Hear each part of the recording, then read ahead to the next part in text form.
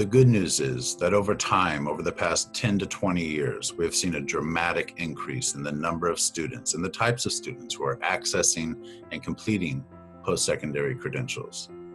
In fact, it's more important than ever to complete a post-secondary degree in Texas, with more than 2/3 of the jobs out there requiring some type of post-secondary credential.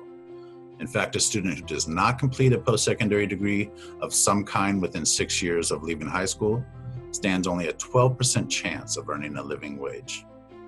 That fact has dramatic implications for our economy and for that student's future quality of life. Collectively, we can do a better job to support these same students in accessing and completing their post-secondary education.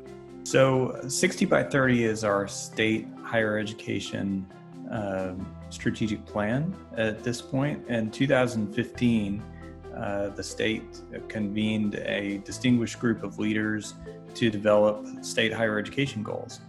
And the 60 by 30 plan includes 4 main goals, including goals around higher education completion, marketable skills, student debt.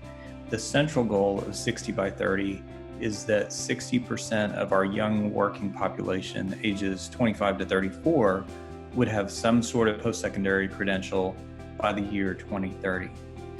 Only 14% of Central Texas students who come from low-income households actually complete their post-secondary degrees within 6 years of leaving high school. We know that these same students need better coordination of the adjacent sectors affecting their education. Sectors like technology, transportation, housing, health, and mental health. With the implications of COVID-19, this coordination of the adjacent sectors is absolutely essential. So the COVID-19 crisis has been the most significant disruption to Texas higher education institutions since the Second World War. We've seen heroic efforts from our institutions to move almost all their courses and operations off campus using online learning and working remotely. But this has been an enormous cost to our institutions. It's been enormously costly on the conversion of courses to online. Now, what we see for students is that this has had a severe impact on many students' higher education plans. There are lots of students that were planning to attend college, they were on track, and suddenly they lost their jobs, their parents lost their jobs, their family's financial situation changed dramatically overnight. And a lot of students aren't sure that they're going to be able to enroll in college or continue in college. So it's going to be important for us to work together to engage students and try to focus our resources to make sure that we can help students enroll and stay on track to a timely completion.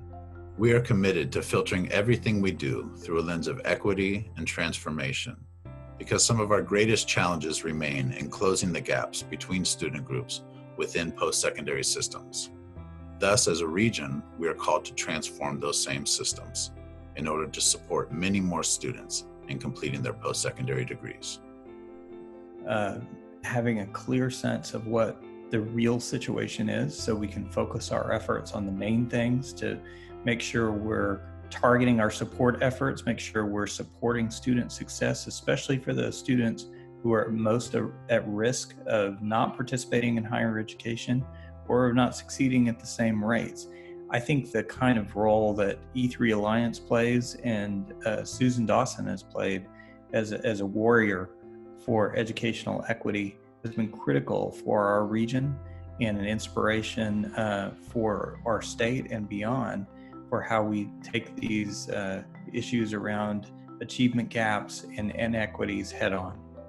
Our network of partners in secondary and post-secondary systems and community-based organizations in business and industry and in the community have let us know that students and families need greater connectivity to the resources they need in order to make successful transitions from high school to post-secondary, from post-secondary completion to a career that pays a living wage in the region. And they told us that these students need mentors They need real people who have walked the path to post-secondary success and who are willing to pass along that knowledge and that wisdom. Together, we plan on providing these resources and more as we collectively make this turn into a new age of higher education.